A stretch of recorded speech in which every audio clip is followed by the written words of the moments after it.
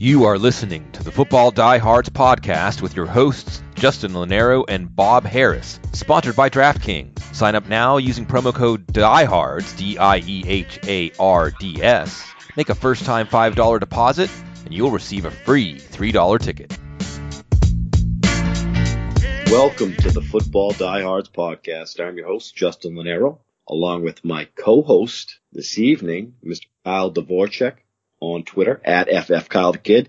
Mr. Bob Harris will be joining us later this evening briefly. He is busy. It is the end of the regular season, Kyle, and on DraftKings, the main slate is 15 games. It's kind of interesting because there's obviously starters that are going to sit. There's nothing to play for. We talked about that before the show. What is going on in Ohio this evening, first of all? It's wet. It's warmer than it should be. It's gross. So we stay inside and we play DraftKings. That's what you do. Yeah, absolutely. And if you use promo code DIEHARDS, DIEHARDS, your first time subscriber to DraftKings will hook you up. It's a good time to join DraftKings. Obviously, season-long fantasy football leagues are donezo. So it gives you a little revitalization in terms of fantasy football. Get any questions, you can always hit us up on Twitter, myself, Kyle, and you know how much Bob likes to answer questions on Sundays, but he's usually good at getting back at people. Kyle, what's going on? Not much. You know, we got like you said, 15 games, but the weirdest 15-game slate, the weirdest slate we'll get since, preseason DFS. So it's an interesting one. Definitely a lot of room for value and a lot of, excited to certainly pick the wrong quarterback and mess it all up. Yeah, there's definitely going to be quarterbacks that are, and I was all over Nick Foles last week. Yeah, we had Nick Foles. I think we both talked about him last week. Ended up going off. His price jumped up. He's $5,900 this week. Last week he was under $5K. It was a beautiful spot for him, and DraftKings certainly adjusted his price accordingly. Aaron Rodgers also went off, which was nice. Yeah, Rodgers, Watson. It was a good, interesting week for quarterbacks. You know, you can pretty much win at any price point, but I think Nick Foles, just considering how cheap he was the optimal play, and we'll certainly have some cheap quarterbacks coming up. But first, I think we can talk about the starters and the guys who won't be starting this week, considering some teams have nothing to play for. I think we've got the Seahawks are locked into a non-bye week in the first round, but also locked into the playoffs. Pete Carroll, I believe all the coaches have said their starters will play, but to what extent remains very unclear. I'm not sure. I think we'll likely see most of the Seahawks, or at least if I was betting on one team playing their starters the most, it's probably the Seahawks. This has happened before with them, I believe. Russell Wilson has started every game of his career. So I think if you're most confident in a team that has nothing to play for that is in the playoffs, it's this team. And then we've got the Cowboys and the Saints. All NFC teams are kind of locked in. It's a little more hectic in the AFC, so all of our starters on that side. But we've got the Cowboys and the Saints. Cowboys 2 years ago were in this situation. They benched Zeke. I believe he was chasing some records, and they still decided to bench him. That's the smart thing. We were talking about it before the show. Why wouldn't you? There's some pride on the line, or maybe getting the most reps possible. But we're not here to speculate on that. We're here to make money on DraftKings. So I believe we'll see at least some of, that's what they're saying is we'll see some of Zeke, we'll see some of Dak, and the Saints, on Peyton said we'll see the Saints. I would bet against them getting, highly meaningful, maybe that's the risk averse in me. What do you think, in terms of how much we will see of the Saints and how much we will see of the Cowboys? It doesn't make sense, you were talking about the Seahawks, and it's nice to see Doug Baldwin come along, and now he's picked up another injury, which that's obviously terrible. I don't look in the preseason. Early in the preseason, we don't see studs play, and then we see him get limited reps as the preseason goes on. It does not make sense to see anybody. But I get it. It could serve as a practice for some players, but the risk is way too high. It's way too high. I mean, you've come this far, so why a gamble? I mean, a guy like Mark Ingram's looking at a contract this offseason. He hasn't played to his potential, I think. 7 touchdowns, over 600 yards. We might see Mark Ingram from an audition standpoint, but it doesn't make sense to see a Michael Thomas or a lot of an Alvin Kamara at all. So like you said, if it's a pride thing, I mean, that would just be asinine at this point in time. It's a good point in the season. I was listening to Tom Brady talk earlier, and they were talking about his knee and a potential knee injury that he's had with. He didn't really want to talk about it, but he said it perfectly. it's the NFL season. It's long. Players are injured. That's just the grind of it. So if you're in a position where you have nothing to play for, these players need to be rested because the playoffs are right around the corner. So in terms of the Dallas Cowboys, your focal point of that team is the fact that they're a defense that we've commented a bunch about. They're fast defense, young defense, and Ezekiel Elliott. And obviously Amari Cooper has just turned that team around, in my opinion. So, but outside of Cooper and Ezekiel Elliott, and I think Dak Prescott has been pretty good.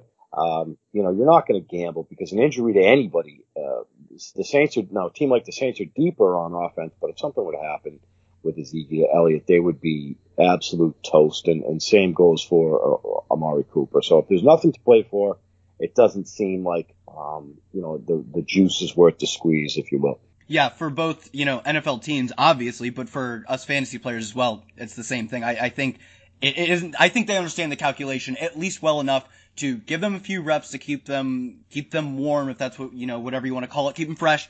But beyond that, for them, it's not worth it. And because it's not worth it for them, they probably won't do it. And it's not worth it for us either. So I think the Seahawks, because we've seen them do this before, I'm willing to be a little risk averse. It was a few years ago. I believe it was Kirk Cousins and Jordan Reed played like each a half and erupted. This is like 2 or 3 years ago. So like that was like the tournament winning lineup was guys who played a half. So I think that's a cheeky way to get super differentiated.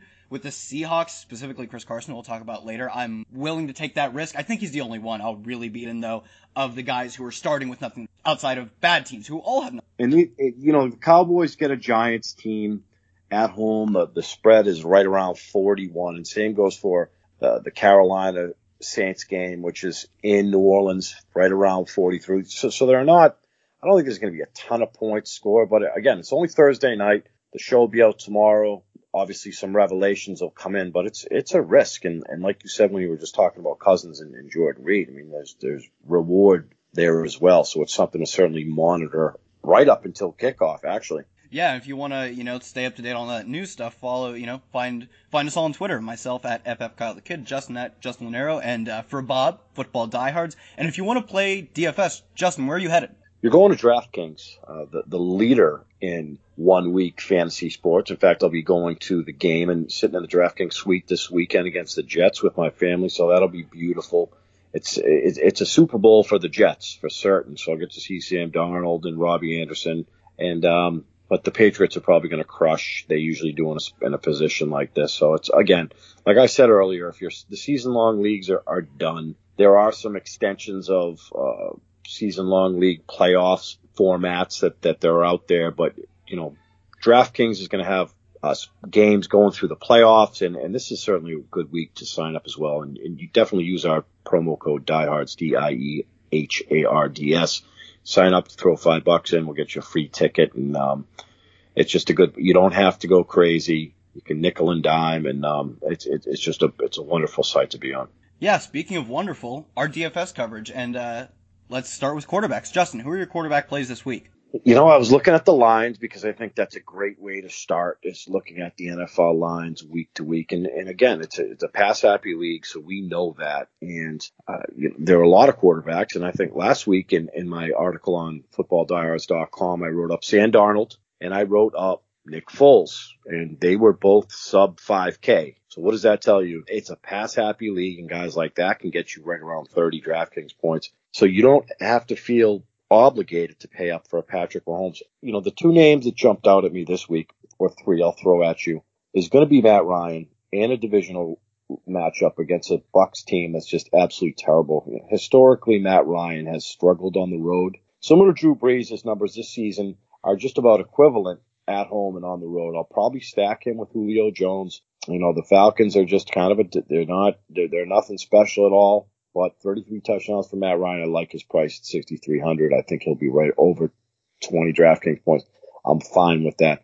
I love what we saw out of Aaron Rodgers, and I think he's going to absolutely gash the Lions at home. I mean, any type of semblance of what he did in East Rutherford week 16 against the Jets will be beautiful at his price point. It was 6,300 last week. It looks like Devontae Adams is going to play naturally. You play Aaron Rodgers, you're going to play Devontae Adams. It's not the Aaron Rodgers we've had to spend $7K on before, so I'm perfectly fine with Aaron Rodgers at home. And the last guy I'll talk about is Tom Brady, 6K. Didn't have to throw the football a ton against the Bills. He doesn't look right. I would tend to agree, but he is Tom Brady, and he is going to be at home. And it's a big game. If the Patriots win, they're going to probably have home field advantage. The Pats could go to the Super Bowl, Kyle. So Tom Brady, angry Tom Brady, 6K against the Jets. I absolutely love it. Yeah, you covered a lot of the guys I wanted to talk about. Actually, one of the games. I have one guy that'll maybe make you barf. I don't know. But Matt Ryan. I love Matt Ryan specifically because I believe it's the second highest total of the week. Yep. Is this Falcons-Bucks game. But the interesting thing is it's the only high total that is not going to be a complete blower, that Vegas doesn't expect to be a complete. We've got the Rams, 10-point favorites over the Niners. We've got, I believe, the Patriots is one of the other ones who have a team total that's very high. They're in a bad total, though. And then the Chiefs is the other one. Chiefs can play in any game. They could play against no other team. They'll score, 40 on their own. But they're 13.5-point favorites. It's the only high total game that we could see a shootout in from both teams, really see both teams forced to throw. So Matt Ryan, I love for that scenario. The game scripts are only one with high scoring but favorable game script for a quarterback. And the other one is Kyle Allen, a min-priced quarterback at 4K who will be the Panthers starter. Heineke out, or is that how you say his name? Heineke? Heineke, yeah. Just call him Heineken. Yeah, and Cam Newton out. It's just the things you can do when you're only paying 4K for a quarterback. We don't expect him to do a lot. He doesn't have to do a lot. The Saints give up the most points to opposing quarterbacks. It's a bit deceiving because they've been better as of late. They will get to play at home where it's more favorable for them. But they also don't have anything to play for, so I don't know if we see a full game from even their best defensive players. So I think just he doesn't have to score a lot. He's 4K, and that lets you do so much at other positions. So that's where I'm going at quarterback. Justin, your running back plays. What are you doing this week? Well, one more play. I'm going to throw one more play out. We're talking about these bottom, and it's a shot in the dark. I'm going to write him up for football diehards this week. It's going to be Derek Carr. Has not thrown an interception since week 5. Good, great, grand. Week 13 at home against Kansas City. It was a shootout. 73 points were scored in that game. He was 29 of 38, threw 3 touchdowns. So at 5, this could be grounds for a naked Derek Carr with a dinged up Jared Cook. I think you could use Derek Carr in tournaments. I like cheap quarterbacks, and last week it was Foles and Darnold. This week it would be Carr if I'm paying way down. Running backs, Kyle. It's interesting. There's some interesting matchups this week. I think we talked all off season, especially with the Denver folks that we've had on this show. Yeah, I did. My best ball teams did. It's going to be Royce Freeman for me this week. Better late than ever. Philip Lindsay, I've been reading all day about the injury that he has, and it's not good. It's not good. It's going to take what a great story he's been. It's going to be Royce Freeman. Royce Freeman is going to touch the football 20 times. We talk about paying for volume on the cheap. $3,500 for Royce Freeman. Plug him in. I absolutely love it. When you look way up at the top, Christian McCaffrey.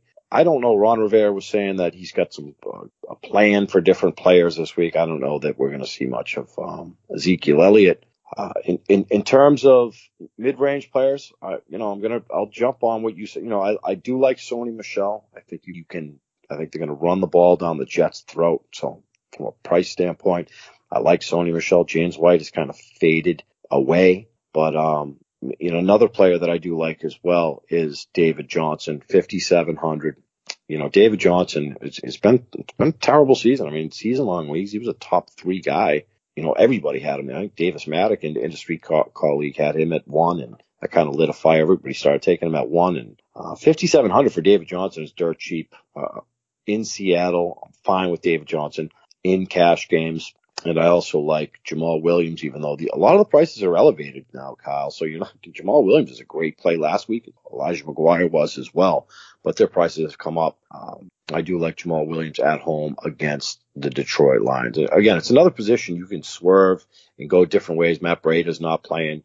You can pay down, but the top plays for me are going to be Royce Freeman. This way we can pay up for these wide receivers we're going to talk about for certain.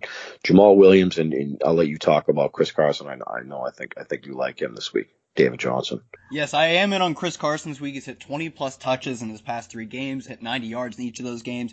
I do think he has, like I talked about before, has a bit of a risk to get pulled. But at 6,500, I think the ownership plus the price means that he's got enough upside and will go pretty fairly unowned, how people will be afraid to roster a guy who might not play the full game. I don't think he necessarily has to, because the Cardinals are so incredibly bad against the run, and it's not only that they're bad, but they're a bad team, so it's easy to, you talked about it with Sony Michel, if you're ramming it down the other team's throat, you can just run the entire game. I believe teams run against them more times per game than any other team, get more yards and more touchdowns as well. It's, volume even in the first half against this team is going to get him in a very good spot to score at least once.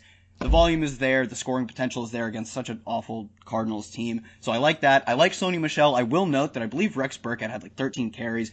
I think Sony Michel is a great tournament play. It's what happened last week. I barely changed. My notes for the show barely changed for Sony Michel. His price went up 300 last week. I think they're 13-point favorites. Now they're 13.5. It's the same argument though. If you're ramming it down the other team's throat, you're the Patriots running back, you're bound to score. And I think had James White not scored a rushing touchdown, such an un-James White thing to do, Sony Michel would have completely erupted. He still scored over 20 points, and I think that's reasonable again for him this week. Royce Freeman cash, 3,500 for a starting running back. It's free. In cash, you don't move off of that at all. McCaffrey, I think, was a great one too, and I think it'll be interesting to see if Kyle Allen targets him a lot. If McCaffrey scores a receiving touchdown, that could be enough to make a Kyle Allen-McCaffrey stack viable. And Melvin Gordon, he saw 12 carries last week, but what's deceiving about that is that it was 12 of their 13 running back carries. He was, you play the Ravens, sometimes you don't get to run a lot of plays. That's sort of what happens against a great defense and an offense of the Ravens that can really run the clock down. He still saw almost all of the team's carries. If they're carrying the ball a lot, it will go through Melvin Gordon, despite it being not looking like that last week. I think that'll keep his ownership extremely low, or at least relative to what it should be. 8,200. He's a guy I love to pay up for with Zeke. For me personally, completely out of the question, as well as Alvin Kamara, guys I don't expect to play nearly as much as a guy like Chris Carson. Moving on to receivers, where are you looking at for receivers? I think there's a few more interesting value plays and some different traps we might run into. What are you looking at? Well, we like Matt Ryan, so naturally we're going to like Julio Jones as well. I think that's Julio Jones, one of these guys that he just doesn't. He's got the Q tag. He's going to play. We like a position like this. He's familiar with the Bucs. I think he can go absolutely ham against them. His numbers have been fantastic. Week 6, he got him 10 of 14 targets, 144 yards. Did not get in the end zone because he never does, right? But he does have 7 touchdowns. So Julio Jones, another Julio Jones year out of him. I'm going to need me some Davante Adams with Aaron Rodgers. I mean, Davante Adams has been the best wide receiver in the NFL this year, Kyle, right? I mean, would you tend to agree there? Or There's an argument. I think that's something I'd love to get into in the off season. Right now, we're working on DFS, but I think we'll have some heated debates in the off season and going into next season. I think Antonio Brown and maybe with that as other guys. Yeah, from a consistency standpoint, I think at a comfort level, I felt about as good as Adams week D. Obviously, he's the primary. Yeah, I think floor highest floor receiver on a weekly basis. I'll grant that 100%. Yeah. Yeah. You're not worried about what Juju Smith-Schuster is going to be doing, if it's going to be his week or AB's week. So give me some Julio Jones. Nuke Hopkins got a tough matchup against Jalen Ramsey. I think that's super contrarian, but it's obviously DeAndre Hopkins, a top 3 NFL wide receiver. So Hopkins in tournaments, he'll go under-owned. I do like Davante Adams. I think if I'm going to stack that Bucs-Falcons game, I'm going to have some Mike Evans. Did not fare well the first meeting against the Atlanta Falcons, but you're going to want some Bucs in that game as well, whether it's Chris Godwin. You're getting a discount on Diggs and Adam Thielen this week. This is a spot where the Minnesota Vikings need to win. This is why they signed Kirk Cousins, gave him the big money. He's got no excuses. He has weapons at his disposal. Kyle Rudolph went off last week. So it's going to be, I want some Thielen, I want some Diggs. Now, it's a position we can diversify ourselves in for certain. And, in tournaments, I'll throw you Robbie Anderson's been terrific. This is a wide receiver that, NFL teams have been raving about for the last couple of years. He's a big guy. He's gone ham the last 3 weeks. Clear rapport with Sam Darnold. The Patriots have been terrible. You might see Stephon Gilmore. That's room for concern, but they're going to be down. He might get peppered with targets, 24 targets over the last 2 weeks. And he's gotten in the end zone the last 3 weeks in a row. So some Robbie Anderson, love his price point. Where are you looking at wide receiver? Yeah, I think I'm looking this week to leverage the stream, or at least heightened ownership we'll see for Antonio Brown, specifically because of, he's amazing. He's truly, we talk about him as one of the best receivers. He's the closest thing I have and probably will ever see to Jerry. It's still a gap, but he's the closest thing we may ever get to a second Jerry Rice. I still think, though, receivers are volatile, and he's had a number of weeks going under 20. Juju, I think, is a great pivot play off of him for that reason. Because Juju had a good game, but he didn't have that crazy plus 40-point game. Despite them having nearly identical targets on the season, they're averaging less than 1 target per game difference, as well as Juju being the guy in the red zone. He's got more red zone targets, more within the 10.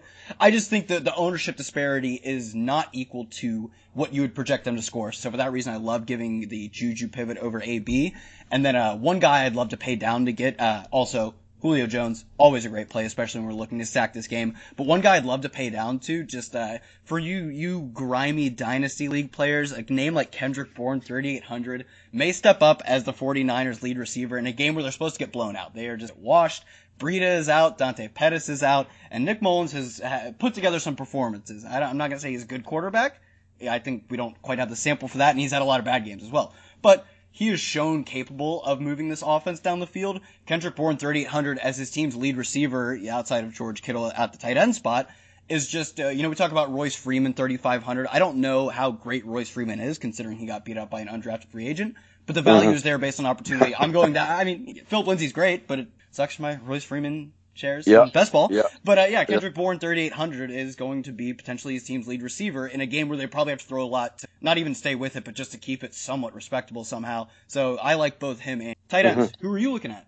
Will you have any Kittle? I read earlier that George Kittle is going to chase that record. Yeah, him and Kelsey are both one good game away, I believe. So I think they're pushing for a lot. Only 4 touchdowns out of George Kittle this year. He's been a fantastic story. 79 receptions, over 1,200 yards, and it's a bleak offense. Things have not gone the way they were supposed to go with the 49ers. Starting with Jimmy Garoppolo, the high expectations for that offense, and Jerick McKinnon. It's been sad when you look at it. And now Matt Brady's out.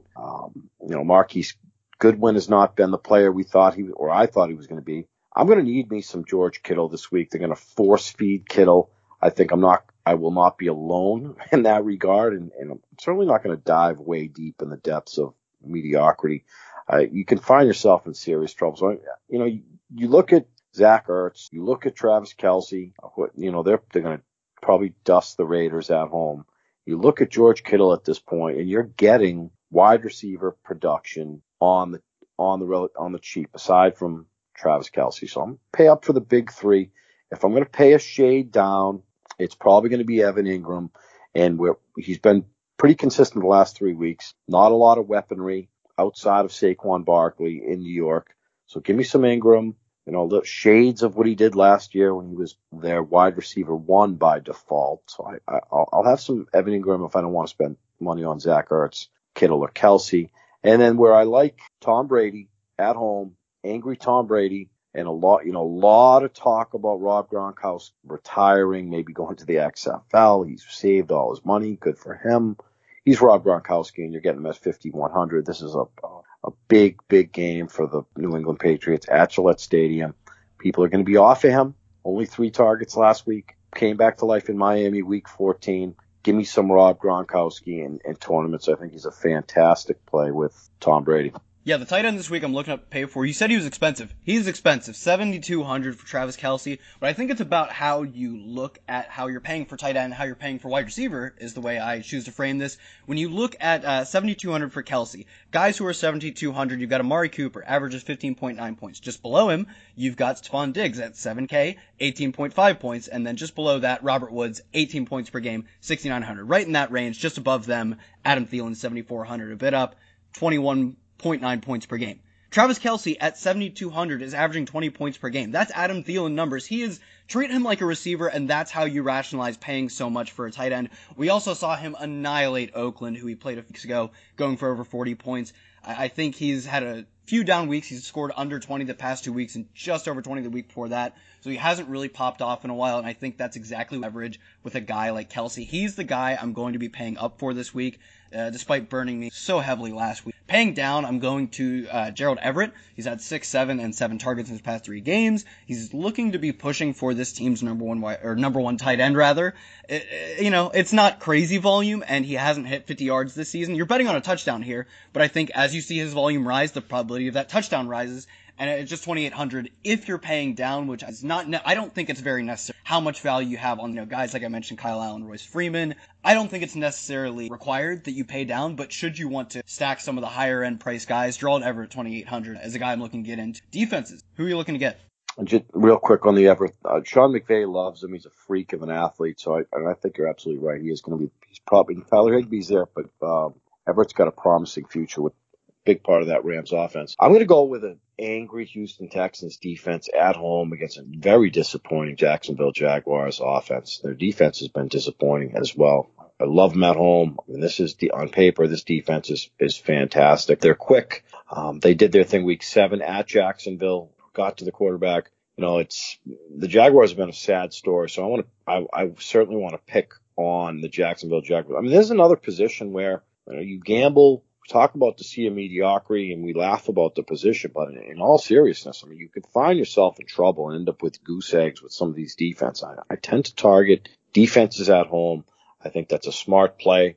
And I also like the Pittsburgh Steelers at home. I think they're safe against the Cincinnati Bengals.